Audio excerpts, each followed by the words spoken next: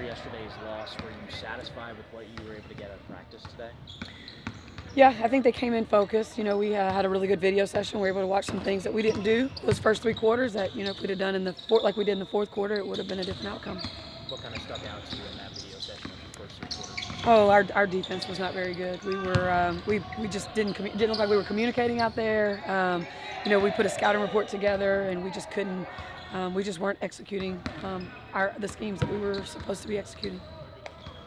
You talked about chemistry before last game and just how it's grown throughout the year. Obviously, I know you guys lost that last game, but what are some examples and how have you really seen this team come together and maybe grow personally as well as professionally this year? Yeah, I think personally it's just the time that they've been able to spend together. We do a lot of events where they're not just in the arena. They're out in the community. They do a great job in the community. So just when you're having those kind of times where it's not about basketball, that just kind of gives you an opportunity to have different conversations. On the basketball court, that's a timing thing. That takes time. Chemistry takes time. Playing together, understanding, roles and routines and what people do, that just takes time. So we've gotten better, from where we were early, with very little practice and then the schedule that we had to where we are now. Is there like a specific example, like in your coaching career or even when you played, where chemistry really went a long way in producing results?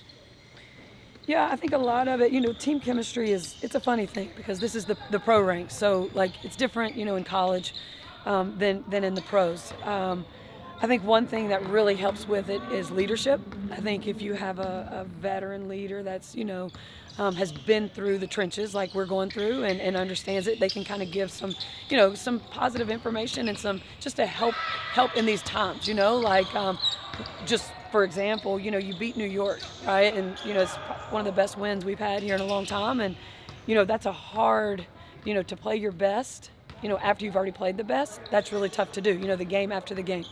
And so that was a conversation without trying to be too much about it before the game yesterday, trying to talk to them about it, to understand, and then, Washington, it's our third time to play them. They're a scrappy team. They play so hard.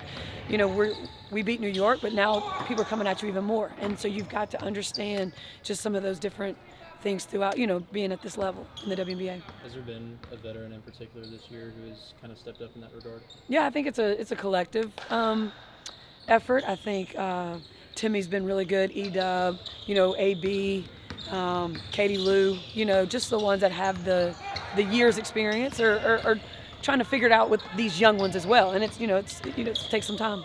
Yeah. You mentioned Penny. I know she's a big defensive presence too. Just has it been just adjusting to her being on the bench with an injury, kind of especially with defense? Yeah. Well, Timmy's just a spark on both ends. She's able to get out and run in transition, but she's just a seasoned vet who understands, she can get out there and she understands personnel and she understands where people are going to go and when help is needed and how to keep playing through different actions. So yeah, it's tough to not have Timmy available for us. With her injury too, she played through it a little bit, I think, against Phoenix, and now she's out against. Did she re-jam it? Or? Yeah, we're getting more information on that. She's rehabbing and just trying to, she's going to be out tomorrow for sure.